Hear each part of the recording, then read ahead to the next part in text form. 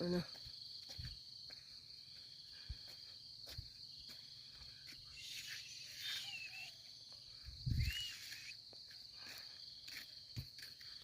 บางทีความสุขอาจจะบ่แม่นความหรูหรา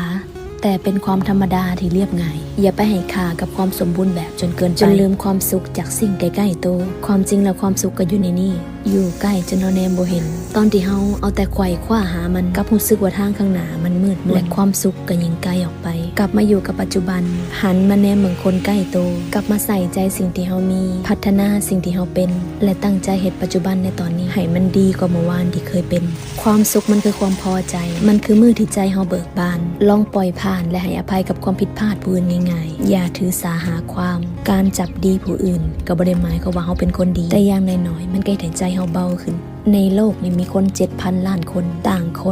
ความคิดและพวกเฮาทุกคนก็จำเป็นต้องอยู่ร่วมกันหากเฮาบ่ยืดหยุ่นบ่กลับมาปรับที่โตเฮาจะถือไปให้หนักอีกดนปานใดจึงจะปล่อยวาง